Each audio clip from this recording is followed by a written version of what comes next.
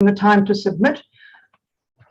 Your input is extremely important and to our deliberations, and I can assure you that your comments will inform them. We're using Zoom under the current COVID protocols, which would otherwise severely limit the number of people allowed in the council chamber and require the use of masks. We've used Zoom over the past 2 years for the proposed district plan hearings, as well as others, and we found it opens up the availability to a wider range of participants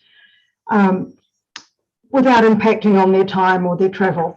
And just a note too to those, and I note some councils are using them, if you don't have good internet stability, you can use our libraries free of charge. This recording is also live streamed to YouTube, and you can watch this while you're in the waiting room. So out of courtesy to our submitters, I'd like to ask councillors to keep their screens on wherever possible. I'd also remind everybody that while this is an emotional issue, that we act with respect and work together for an outcome for the best welfare of our dogs and their owners. So, as you know, the process from here on is to hear all the submissions, and then from that, a deliberation report will be prepared that will have these submission points in them, and that will then go at some point to the hearings panel. So, to ensure the fair and timely running of the hearing, we'll be keeping to a 10-minute speaking slot for each submitter, and that will include questions that any councillors may have. I really want to assure submitters we have read all the submissions very carefully. There's no need for you to read yours out word for word. We want to know what's important to you and why and what the outcome is that you're wanting us to consider. In other words, tell us what you want us to know. I also want to thank staff who've worked some very long hours in organising not only the submissions themselves, but also contacting and confirming speakers. And it's been quite an ever-changing, moving feast.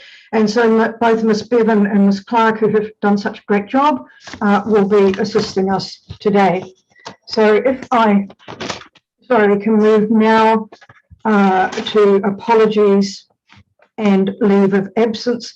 We have an apology from Councillor Patterson. We also have an apology for Councillor Beck, who is on council business. I don't hold any other apologies. So could I have a mover, please, and a seconder? Thank you, Councillor Thompson, Councillor Church. All in favour, raise a hand. Thank you very much. Confirmation of the status of agenda and the reports in it. May I have a mover and seconder, please? Councillor Gibb, Councillor Smith. All in favour, raise your hand. Thank you. Against? Carried. Sorry, Councillor Maguire, was that a late raise? Or? I was a bit late, sorry.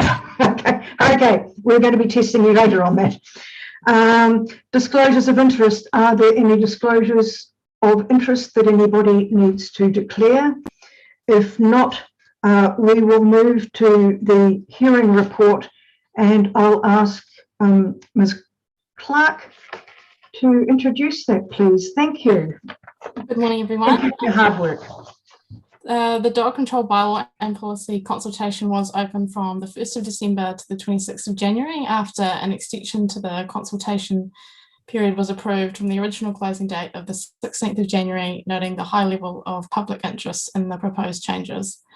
The level of interest was evident in the volume of submissions, with a total of 664 submissions received.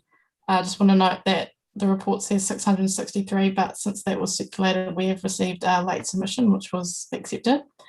Across the 3 days of this hearing, there is a total of 55 speakers, and today we will be hearing from 15 submitters, including one submitter who is representing 17 individual submissions. First up, we have submitter 3219 and 2867, Tracy Wild, which is on page 83 and 247 of the agenda. I don't see Ms. Wild in the waiting room. Has she joined us? Yes, she is. She is? Okay, thank you. Yeah.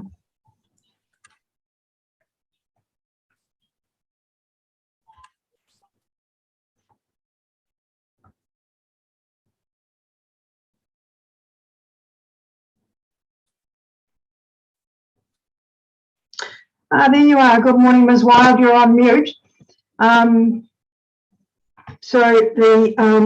We've had our preamble. The next 10 minutes are yours. I can assure you that we have read all submissions and we've read yours. So 10 minutes, and if you wish to allow time for questions, you need to include that as well. So the next 10 minutes is all yours. Okay, do I start now, Jen? Absolutely. Thanks very much for the opportunity to present today. I'd just like to start. I'm not going to go through my whole submission. I'm just going to address the permitting, which is the bit that I think is most important for me. I completely oppose permits for rural dogs. The proposal is put forward as a way to improve dog welfare. That's the only reason the council appear to have put this forward. Tracy Oak states it isn't about making the process harder, but to ensure the welfare of dogs is protected. Over the last 5 years, council have received 58 complaints about multiple dogs in rural areas. So 156 dogs being found in poor conditions and showing signs of neglect. And I'm sure you've all read that statement multiple times. However, let's clarify. Over the last 5 years, 7 households in rural areas are of concern. Of these, 2 households have 40 dogs and 1 has 35. Of the remainder, 1 property had 4 dogs and the others all had 10 or more. Most of the dogs involved weren't registered to start with. And while the statement in the proposal might be technically correct, it's very misleading, and it gives the appearance there are a significant number of dog welfare issues in rural areas and bad dog owners, when in fact there are 7 problem households. Note that the rural complaints, according to what I can work out from the animal control stats, made up 0.3% of all complaints regarding dogs complaints to the Waikato Animal Control Team. So the council has a legal right to ensure that regulations are complied with, but it doesn't have a right to create unreasonable regulations to make its job easier. Nor should the animal control team undertake work that should reasonably be expected to fall within the jurisdiction of the SPCA under the Animal Welfare Act. The Dog Control Act has as its primary focus the control of dogs and the protection of the public. Animal control's reason for being is the enforcement of the Dog Control Act. The Animal Welfare Act is specifically there to deal with welfare issues, and it's enforced by the SPCA, not by animal control. So when I asked Tracy directly, do you feel you're trying to enforce under the Dog Control Act what should be enforced under the Animal Welfare Act? Tracy's reply was, that's a very good question. To a degree, SPCA have been involved and have not been able to resolve them. The proposed bylaw would provide animal control with the ability to deal with these situations. So this again is saying this is about enforcing something that is not the purview of the council. However, also of note, when asked how many infringement notices have been issued over to these 7 households, she was unsure but thought 3. So 7 households, 5 years, and about 3 infringement notices. Out of 807 infringement notices issued across all urban and rural areas in the last 2 years, only 11 were for welfare concerns. So while it's distressing to see dogs kept in suboptimal conditions, to impose a 2-dog limit without a permit on good dog owners, and good dog owners, according to the council's reports, who have registered dogs seems both unfair, unreasonable, and a disproportionate response to the problem. The same mechanism, permits, is not suggested to address dog welfare issues with farm dogs or for 1 or 2 dogs kept in non-rural zones. And I'd like to pick up, to say that there are no issues with farm dogs is disingenuous to say the least. And I just need to go on to, I'll just get my daughter to quickly help me if I need to, screen share. I just have to work out how to do this share. So where do I go, Margot? This is some research done by Massey University just recently on South Island farm dogs, and it shows in a median age of 4 for the dogs, 54% of the dog, rather 6% were neutered, 44% had bedding in their kennel, so 66% didn't. Only 14% had insulated kennels. There were 74% of the dogs had clinical abnormalities, including ones of the musculoskeletal system, skin, including scars and calluses, and oral cavity issues. So this is a report from Massey showing all farm owners are not good dog owners, and I think to say that they are is really disingenuous. So I'll just get off screen share with that.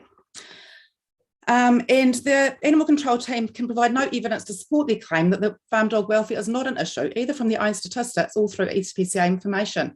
It's no more an issue than it is for the vast majority of rural dog owners. And so I've decided that article, which I think clearly refutes the claim that farmers are all good dog owners. Similarly, 1 or 2 dog households are hardy bastions of good dog ownership. And most complaints the animal control team has to deal with are not rural, but no permitting has been proposed to address any of the welfare issues with either farm dogs or 1 to 2 dog households. Now I'll just move on to resources. The council has circulated information that's saying that this proposal won't impact on resources. A quote, "It is envisaged that the proposed amendments to the bylaw will not require funding above what is provided in operational budgets. However, the actual costs will not be known until a final decision is made." This claim regarding lack of budgetary impacts is totally unsubstantiated. Tracy Oakes has on several occasions indicated this will cause additional work. She noted in the council workshops that the extra workload would be difficult, and in other meetings has indicated it will cause a fair sum of work. Adding to the workload, it is likely that people will simply choose not to register their third or more dogs. If this happens, the animal control team time will be taking up chasing unregistered dogs who are otherwise well looked after and cared for, but whose owners are concerned their neighbours might not give consent for their three Bichons, or just worried that an animal care officer might decide that they aren't suitable to have additional dogs. The lack of clear criteria around what is needed to be approved for a permit opens it up to subjectivity and discrimination against people by the animal care team. The council is responsible to spend ratepayers' money in a way that provides efficient and effective use of resources. Prudent use of council resources, which suggests that change that impacts on resources such as vehicle and people and time, would be appropriately costed. So the animal care team will need to inspect over 900 properties over a year, and to visit, that works out at about 20 rural properties per week, every week for a year, to permit the dogs, over 900 dogs in the, that would be covered by this permit. The district covers more than 400,000 hectares, some very remote areas, and is accessed by less than ideal roads. To fund the additional workload, either general rates or dog registrations will need to increase, or other services to the community would need to decrease. So, for example, the time to investigate genuine complaints may be prolonged, ability to attend urgent calls in a timely manner may be impacted, and the time the animal care team have to engage and educate, which the council indicates is its preferred approach, may be reduced. Given the concern over dogs in some areas and towns expressed by councillors, perhaps animal control's resources would do more to improve both public safety and dog welfare if staff time is spent being a presence in and supporting and educating owners in identified at-risk rural urban areas. This is not a controversial proposal, but it's been put forward without the council knowing what the costs are. So does the proposed change address the animal welfare concerns, which are identified as the only reason for the proposed permits? In short, they don't. As stated above, rural issues are very minor compared with those in non-rural areas. Permits are only useful in that they allow the issuing of infringement notices to those who do not obtain permits, and after 3 infringement notices, the animal control team can disqualify a person from dog ownership. But as indicated above, infringement notices were issued 3 times in the 7 cases listed, even though on face value there were plenty of opportunities to issue them on welfare grounds. Furthermore, if the situations were as bad as reported, they should be dealt with under the Animal Welfare Act. And if the local SPCA is not doing its job, the animal control team should be reporting this to the SPCA National Office, not introducing permits to try and deal with it themselves. Why are council proposing permits to permit good dog owners in rural areas when it will not address or resolve the issues it's supposed to? The issue is not one that the council should be placing such emphasis on, as it is predominantly the jurisdiction of another agency. It diverts resources from areas where there are more gains in public safety and dog welfare to be made. It is unfair and unreasonable to penalise a very predominantly law-abiding section of the dog-owning community while excluding others from the same requirements with no evidence as to why they should be excluded. I conclude this section by asking each individual member of the council if they believe they can fairly, objectively, and reasonably assess the responses to this part of the review when so many have already shown bias, both in anti-dog attitudes and in statements that indicate they want this proposal to go ahead regardless of community feedback. I also have concerns that many of the council are farmers or have close links to the farmer community, and farmers appear to be being treated as a special group with no evidence as to why they should be. They have no special claim to be universally better than any other group when it comes to animal welfare and should not be excluded from permits should other law-abiding dog owners be subjected to them. I don't believe anybody should be permitted in a rural area, but if we're going to be permitted, everybody should be permitted. If councillors cannot truly evaluate the evidence without bias, they should recuse themselves from this process. I'll briefly, because I think I have time, address the off-lead parks. I strongly oppose any reduction to remove off-lead access for dogs. The council should look at identifying and implementing alternative areas for off-lead exercise for dogs before it reduces existing spaces, and should include identification and funding of suitable areas as part of its annual and long-term plans. To date, it has done neither of those things. The council does have an obligation under the Dog Control Act and the Dog Code of Welfare to enable people to meet the exercise and recreational needs of dogs and their owners. Dogs need socialisation, exposure to people and to other dogs to be genuinely safe, ensuring public safety is the primary reason for the Dog Control Act. However, shutting dogs out of areas, restricting their ability to exercise, to socialise and to participate in activities with their families does nothing to improve public safety around dogs. In fact, quite the contrary. The council should actively seek to replace off-lead spaces and to increase areas that dogs can exercise, both off and on lead. There are opportunities to utilise spaces that are often not well utilised in certain hours, like beaches during the winter, and allow dogs to be off lead in those spaces at certain times. That hasn't even been considered. So the number of responses to the review proposal show how strongly the dog lobby is in the Waikato district. We have people from vastly different dog backgrounds, many with a lot of knowledge about dogs and dog behaviour, most of whom were not consulted through the review process. Notification is not consultation. There has in fact been very little community consultation in the development of this proposal.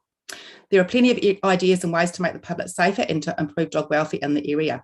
There are also plenty of opportunities to make the area attractive for people moving into the area with dogs. And I think Federated Farmers did us a little favour in that they did a review of how many areas in the North Island have permits for rural dogs, and very few. In fact, we would be an outlier if we introduced them. The ideas put forward in the review in general will not achieve the desired outcomes. In fact, tying up resource in non-productive ways will negatively impact the issues that council say they want to improve. So I think the council's best course of action is to roll over the current policy and bylaw and restart with proper engagement with the dog owning community. This way the review might come up with some positive changes which will truly improve the lives of dog owners, the wider public and dogs in the region. Thank you for your time. I think you get the medal for the most words in the smallest amount of time. Thank you very much, and I'm afraid you are over time, and there is no time for questions. But I think you've made your points very, very clear, and I thank you for taking the time to submit and prepare. Thank you very much. Thanks, Jen. Cheers. Madam Chair, question. Are the people who are making submissions sending that into council? I know I've been making notes, but do we have their presentations being sent through? Not that I'm aware of. Thank you. Councillor Sujay, we actually missed a resolution for to receive. Where is it? It's the report had a resolution that we just need to pass. That pursuant to Section 83 of the Local Government Act 2002, the Policy and Regulatory Committee considered all submissions and re-requested here submissions on the notified proposed amendments of the Waikato District Council Dog Control Bylaw and Policy 2015. That's interesting. It's not on my document, but thank you very much. Can I have a mover for that? Councillor Smith and Councillor Maguire, all in favour, please raise your hand. Thank you very much. Sorry about that. Right, Ms. Clark. Yes, up next we have submitter 3283, James Carter, who is representing the WDC Dog Owners Bylaw Review Group on page 35 of the agenda. Thank you.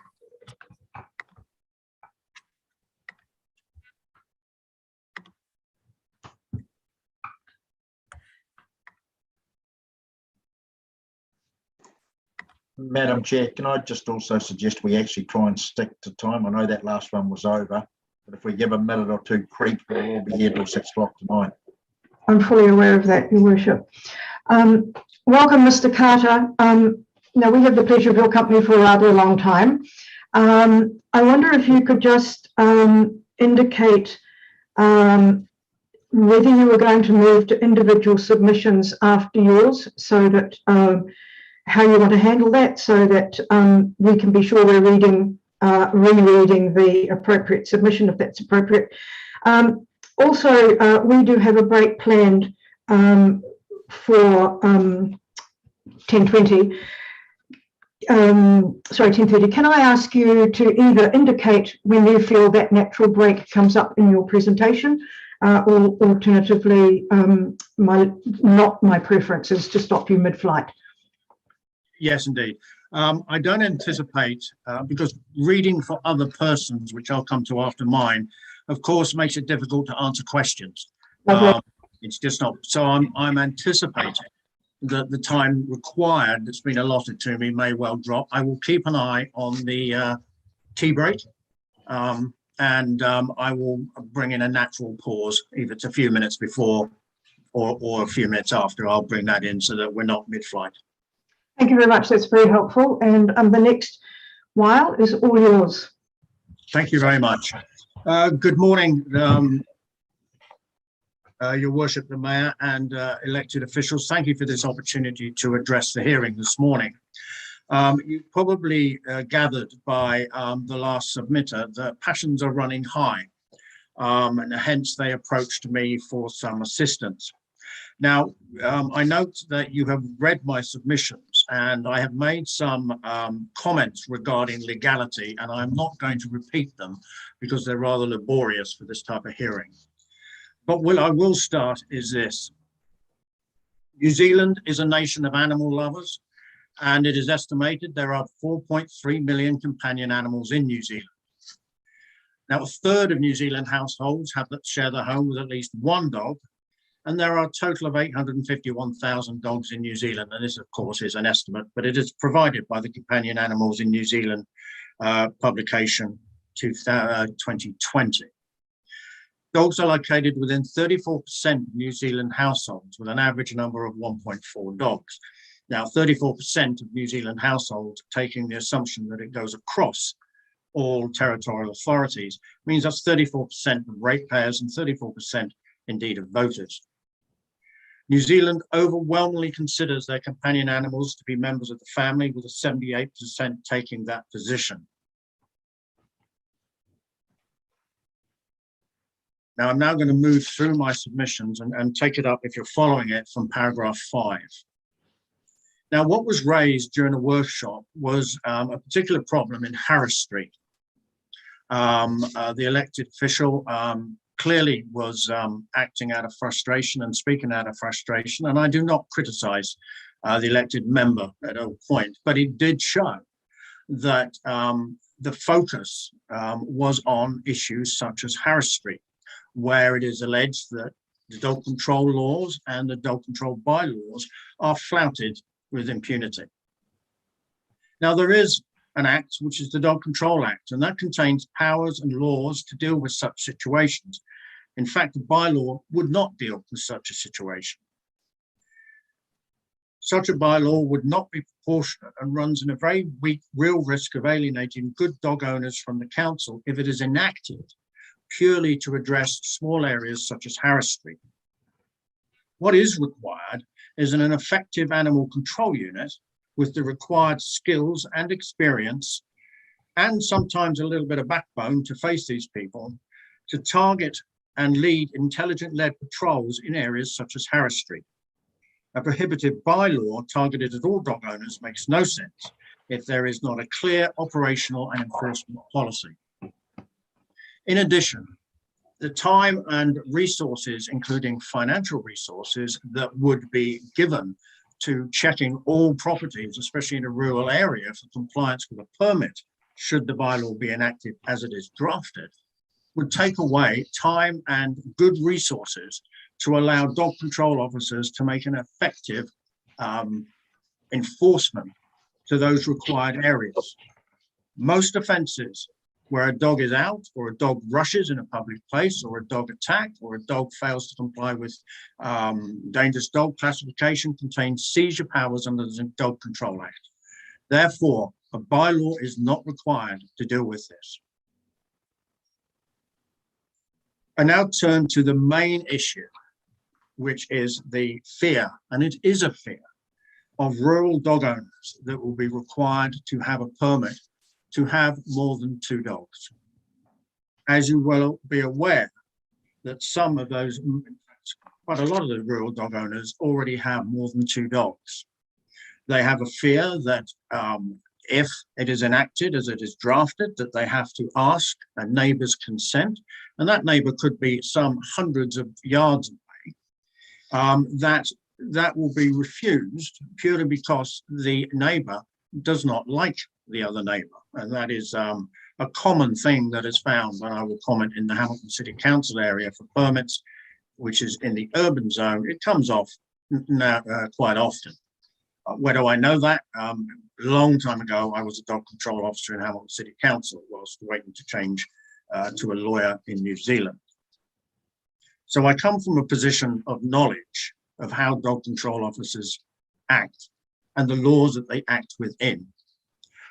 ByLaw does not give sufficient powers or any powers to really deal with problem dogs and dog owners. Now, purely on the basis of a permit for more than 2 dogs in a rural area will impact on a number of areas. The first one is that dog owners do move to rural areas, sometimes purely so that they can enjoy their dogs, have a larger property, and allow them to run freely and exercise on that property. Now, to limit the number of dogs in a rural area is just disproportionate. It doesn't have any real significance, and it doesn't have any real research to back up that that will assist in public safety, which is the drive of the Dog Control Act. In addition, I note that the Waikato District Council has a dog adoption policy. Now, that in my submission will be impacted because a lot of people that adopt dogs do so that already have dogs, because they enjoy the company of dogs and they rarely do it purely from a pound, unfortunately, to get their first dog. Now, to bring in the permit is going to clearly impact on the adoptions from the pound and in fact in other areas. Further, you will be aware that fostering is a common activity with many charities throughout New Zealand. And they can't exist without persons who are willing to foster dogs, sometimes on a short term, sometimes on a long term basis. If they require to get a permit to foster a dog, then this is going to severely impact on charities who actually perform a vital role in the welfare of animals across New Zealand. And in fact, dogs are fostered across territorial authority areas. It's not unusual for a dog that's being temporarily fostered or looked after in an Auckland-based charity to come to the Waikato or Hamilton to be fostered. This happens all the time. So therefore, the ByLaw is going to restrict that and is going to impact on the welfare of animals. Well, I'm very conscious of my time, and I know that you have gone through my submissions. I will now move to the dog exercise areas. Now, again, I have made some statutory comments, but I will reiterate that there is an obligation at law in the Dog Control Act, the Animal Welfare Act, and the Codes of Welfare for dogs, that all dogs must be exercised adequately. Now, that depends on the dog, and that depends on the areas that are available. But to restrict those areas is going to impact on those persons who simply do not have transport or the physical ability to get to a dog exercise area where they can allow their dog to exercise off leash. Off leash is vital to the health of any dog, and it is also vital to allow dogs to interact. A dog that is unsociable is a problem, and that's what leads to matters like in Harris Street. Rarely will you find those dogs properly socialized. In fact, you will find that they have very or little, no impact or no input from their owner. Not a problem that is restricted to Waikato District Council. I'm very conscious that we're running out of time, or I'm running out of time. So I would raise it in this way and summarize it in this way. The people that have engaged me, you will hear from some of them, and I will comment for some after this. They are actually in fear, and that's a terrible thing to have to say, but I've met with them, I speak with them often. In fact, there is as you will know, a Facebook group, and in fact, Councillor Sedgwick briefly joined that Facebook group, so she would have had an opportunity to see what concerns are in fact on it. Now, I can't overemphasize that this ByLaw is wrong. It fails at law, but that is a matter for whether or not it is enacted in its drafted form, not for today. But as it is drafted, it is my opinion, it fails in law and is subject to review, potentially as a judicial review, but more importantly under the Bylaws Act of 1910. It just doesn't do what you want it to do. It needs redrafting, and it needs a proper input from those with dogs. You can write a bylaw that is effective, that gives additional powers and actually deals with the problems you're trying to deal with, which I don't believe are rural dog owners. And finally, farmers are exempt. Now, that is a decision for you as a council, but I would put in a word of caution. Most farmers are excellent managers of their stock and their dogs. There's no dispute about that. But if you consider that all farmers are perfect, you're going down a road of danger. A recent conviction, which was just published in the Dargaville District Court on the 15th of February of this year, shows that a farmer who failed to adequately feed cattle, treat animals for worms, and tend to ill and injured animals, was fined and banned from owning and managing animals for a decade. Now, those do crop up from time to time, regrettably. They are not the majority, admittedly. But caution should be taken when taking a policy which basically says that all farmers are fine, which effectively removes any visit from a dog control officer, and indeed an animal welfare officer under the auditions of the SPCA.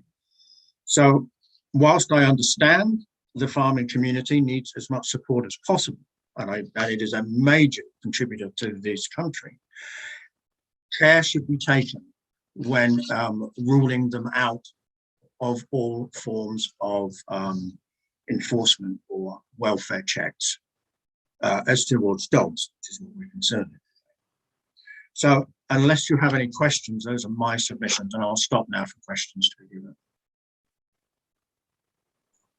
Are there any questions for Mr. Carter before we move on to the several individual submissions that he's representing?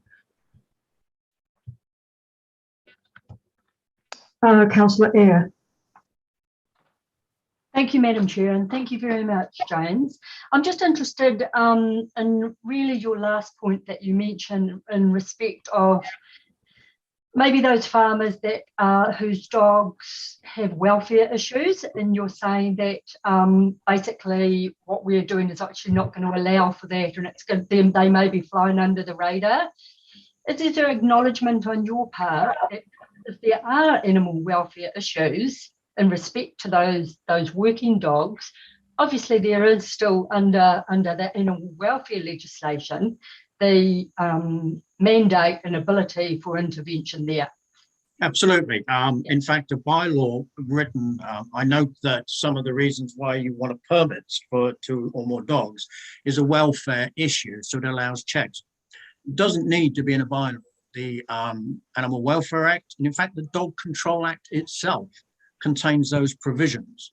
So if a dog control officer has concerns about the welfare of a dog, the powers under the DCA to enter that land, apart from a dwelling where a warrant would be required, but the dog control officer has the power to enter that land and check on the welfare of those dogs.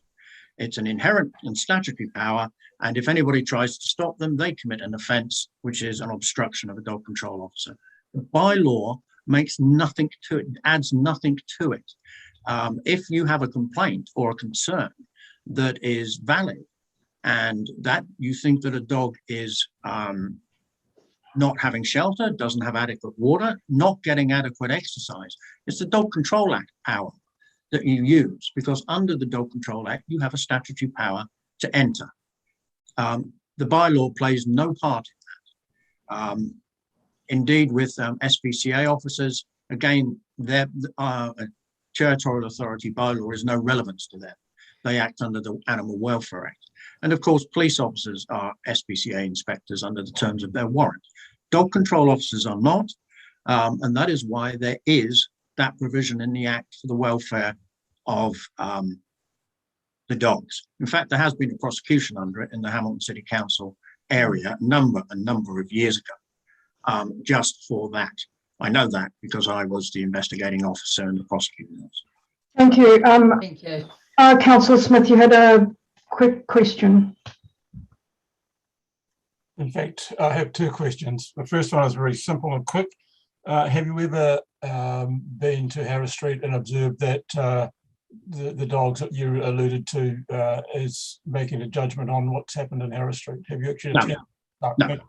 The second Yeah, purely from the comment of an elected official at a workshop. All right, thank you. The second issue relates, well, actually, I think I'll leave that for time. I'll come back to it because you're getting on all of those. So I'll come back to it. Thank you. Thank you. So, Mr. Carter, how are you proposing to proceed from here? I just think if I just go in, what I will be doing is announcing the name at the start of each one and then go from there. I note that it is 10:10, so I hope to get 3 or 4 done before the 10:30 break. I'm hoping we will clip along there. We were a little lax in letting you speak at length. Thank you. Do you want them introduced by our staff in the order that they're appearing? No, what I've actually got them set in an order in my plan. Okay, as long as we need to know what page. Right. Okay. Thank you very much. I'll start with Kayla Cox, K-O-X. That's page 187. Thank you. The stated reason for the proposal to limit rural households to 2 dogs unless a permit is obtained is welfare. This has led to 156 dogs being found in poor conditions and showing signs of neglect.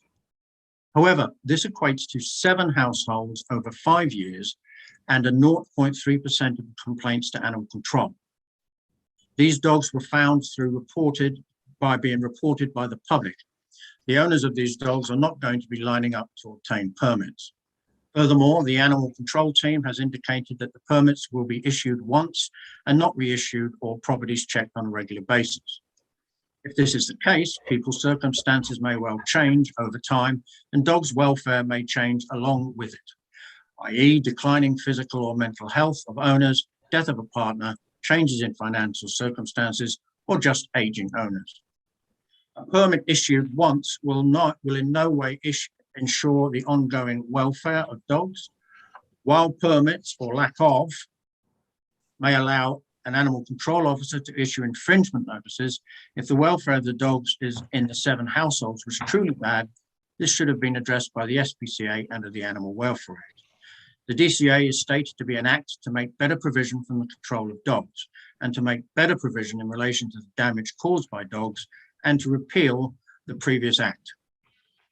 Animal and dog welfare is best addressed via the Animal Welfare Act, not the Dog Control Act. Furthermore, as no criteria around how permitting will occur, this has been included in the ByLaw, or has been included in the ByLaw. There is no assurance to dog owners that the criteria and costs will be and remain reasonable, as once the ByLaw is passed, these criteria and costs can be decided and changed by council without further public consultation. Changes may be unfair with no ability to address this.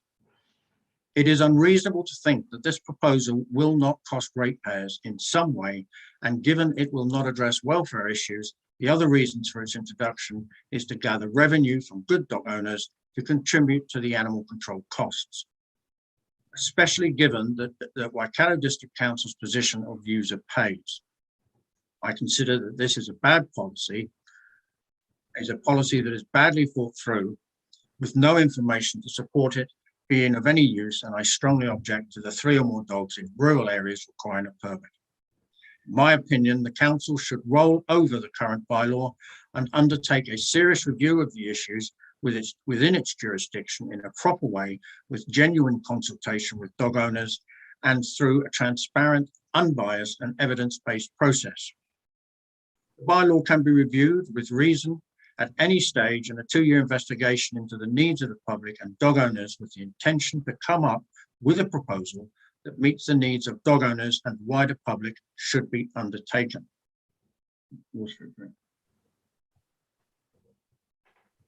Turning to the policy. I believe that dogs should be allowed in cemeteries with their owners on leave. There is no reason to exclude what most people regard as a family member from the graveside, which emphasizes on a leave. I reject the overall policy changes as I do not believe the council has undertaken a fair, democratic or transparent process in determining this policy. The current policy should remain until a proper review can be undertaken. Exercise areas. I object to any removal of off-lead areas until alternatives are put in place. The ability of dogs to exercise off-lead is important to their welfare, and reductions in areas means more dogs in the available spaces and increased congestion, which is likely to lead to issues between dogs or people choosing not to socialize their dogs. A lack of socialization is detrimental to the mental health of the dog and may lead to a reduction in the social skills dogs need to be good citizens.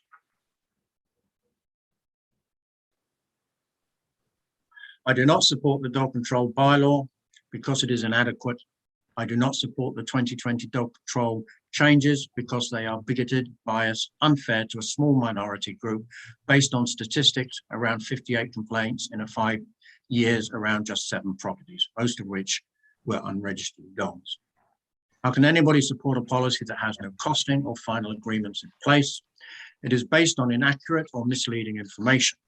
My request for answers about how many complaints have been received in the past 5 years regarding farm dogs or dogs with 1 to 2 households under the Information Act was point blank refused, even though it is relevant to this bylaw proposal. The reason being that it was too much work, which indicates that either your record keeping is extremely poor or you are hiding something. If it's too much work, how will you keep up with the added workload of permitting 900 plus rural properties? Based on bylaw and statistics of just 58 complaints in 5 years, amongst the 30,000 plus complaints you receive yearly is nothing short of ludicrous and a complete waste of money and resources. You are referring to less than 0.003% of complaints. The fact you have exempted farm dogs shows yet another bias, especially given many councillors are farmers, and I have enough friends in SPCA and animal rescue work to know that farm dogs are neglected and abused also. Yet you leave them out of a supposed welfare-based bylaw. I have no doubt you are avoiding a battle with federated farmers, choosing instead to pick on an easy target, being a small group of registered law-abiding dog owners, which simply put, equivalates to bullying and harassment. We should not be used as a slush fund to control your 7 problem properties. You talk about welfare being important whilst abolishing several dog off-leash areas and increasing on-leash areas and exempting farm dogs. Your councillor makes false statements as to council meetings saying Fonterra monitors farm dogs. You state this, your statements are misleading and biased and detrimental to dog welfare.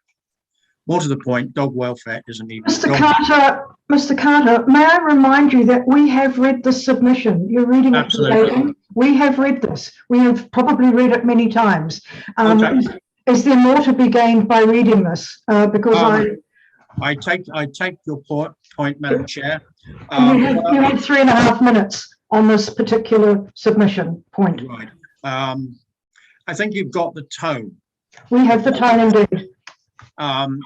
Again, it comes down to a fear of the proposed bylaw, a misunderstanding, and that the bylaw does not do what council believes it will do. The Dog Control Act and the Animal Welfare Act does that. I take into a point the very limited time I've got per submitter, so I'll stop for questions at that point. But I have to emphasise I would be answering the question from my perspective, not that of the submitter. Absolutely, absolutely. Thank you for your kindness there. Are there any questions on the submission for Mr. Carter? It would appear not. So are you prepared to move to your next submission? Absolutely. We've got 10 minutes, so I think it's worth doing. The next one, I've got his name as Julie Bedford Pope.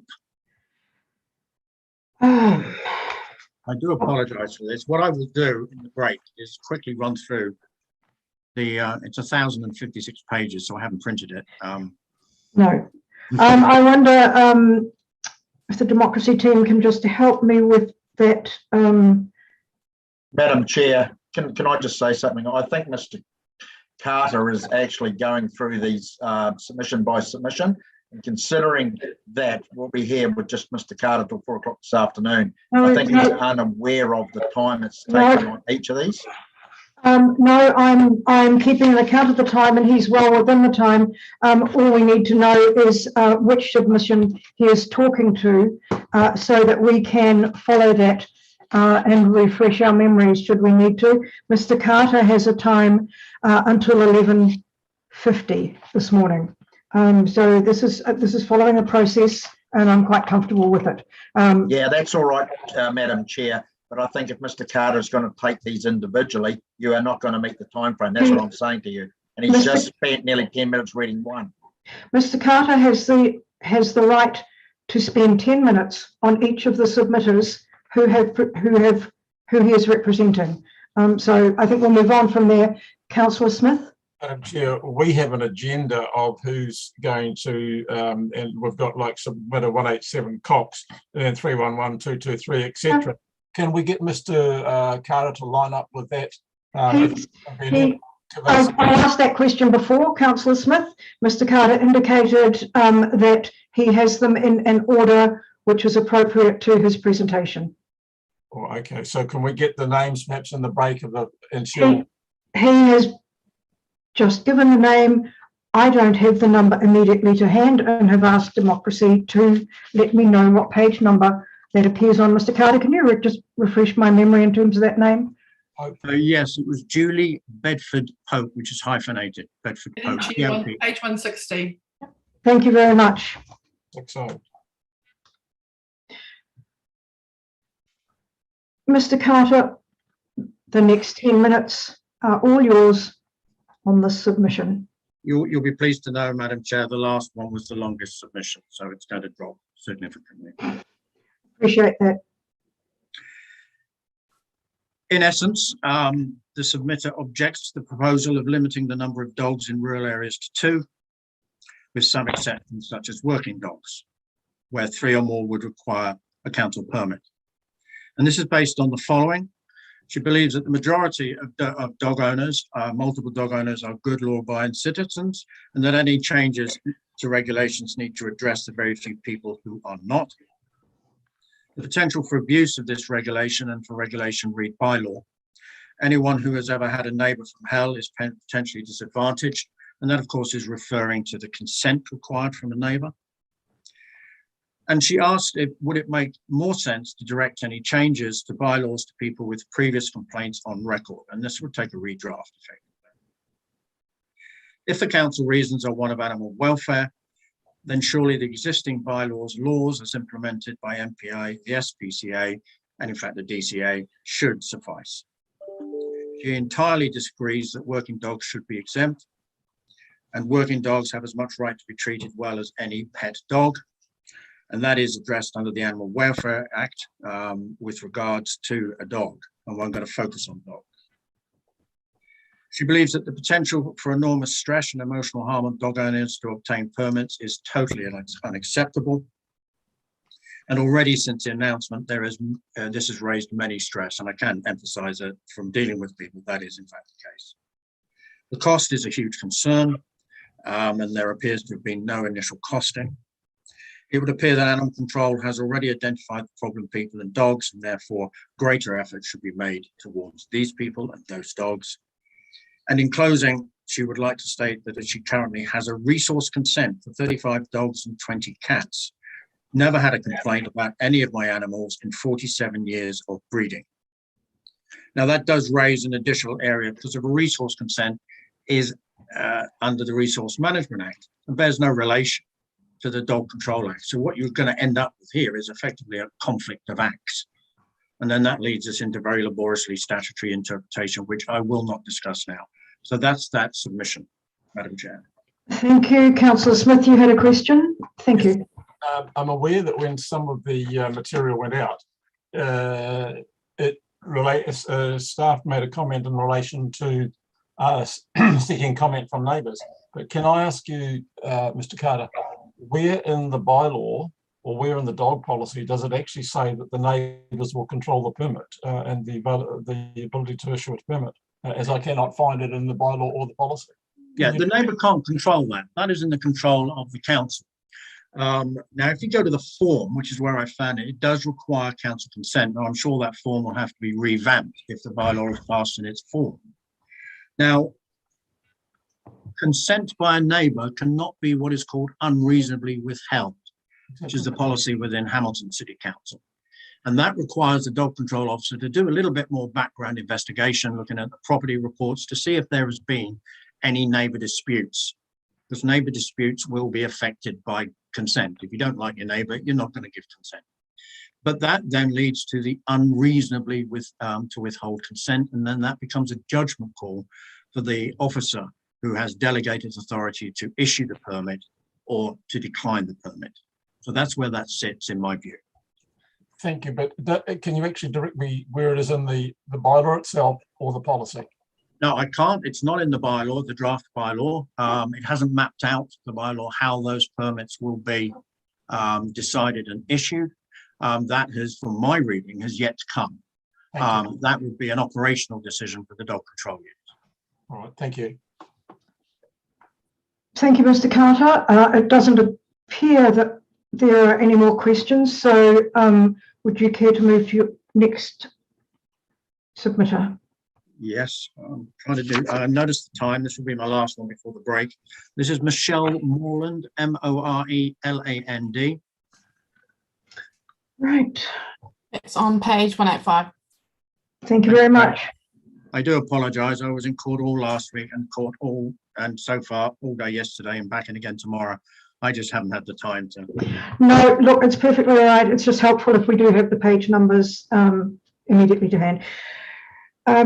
Fine. Off you go, Mr. Carter. Thank you. Michelle Moreland does not support the proposed changes to the dog control policy on the basis they are unfounded and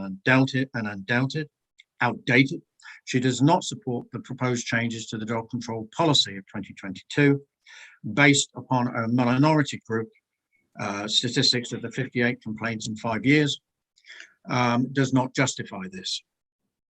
Information has not been provided on how these changes will be funding, leaving ratepayers with a huge cloud looming.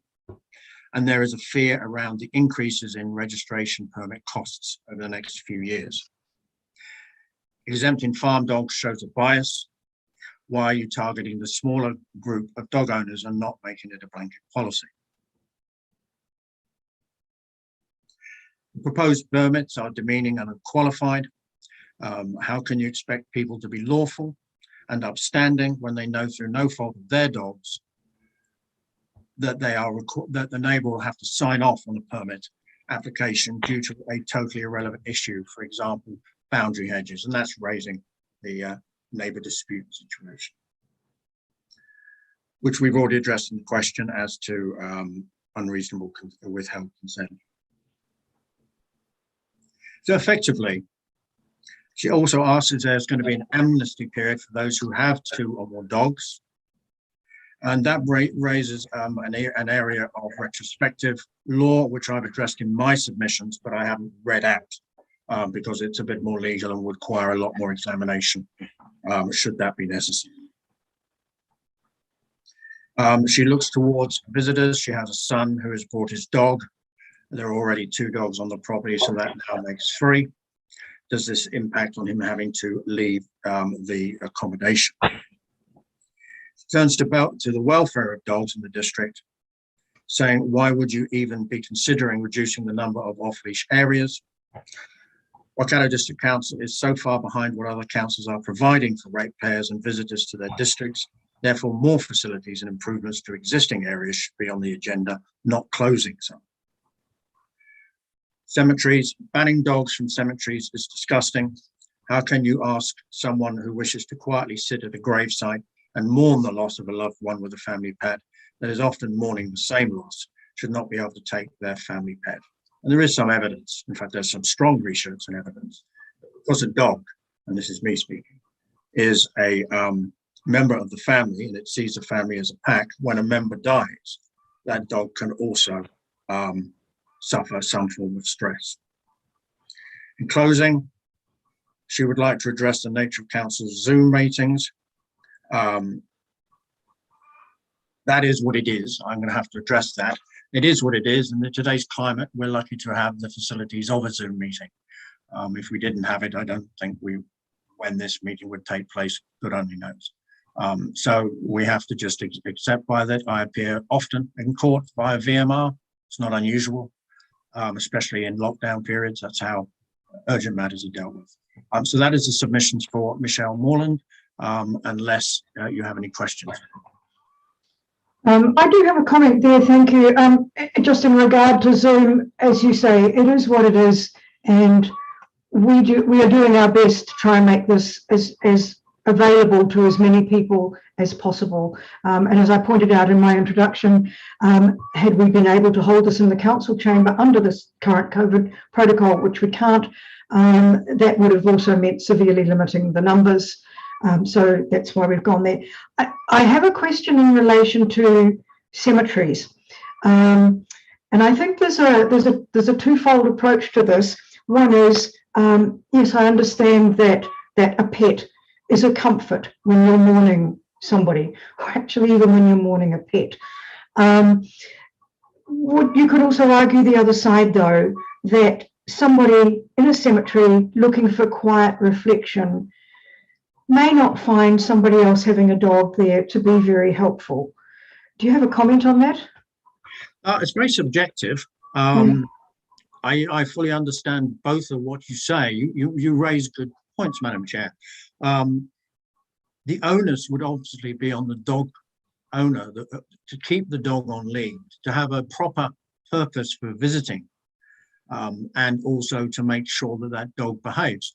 Now, I can only speak in Hamilton. We have cemeteries there. When I worked there, I used to patrol the graveyards because occasionally a dog can be found and they would be uplifted.